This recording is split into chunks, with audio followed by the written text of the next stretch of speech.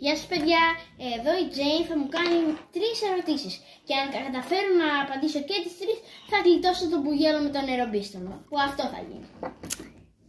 Ελπίζω όχι. Τέλος πάντων, ερώτηση πρώτη. Πόσοι ήταν οι μαθητές του Χριστού? 12.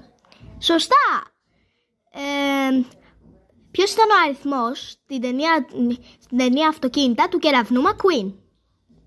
Το 95. Σωστά. Και τρίτη και τελευταία ερώτηση είναι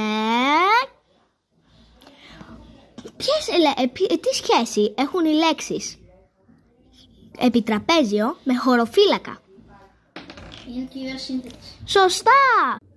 Τελικά δεν θα έχω την ευκαιρία να την μπουγελώσω. Ή μήπως ναι. Είπα ότι θα μπουγελώσω μόνο άμα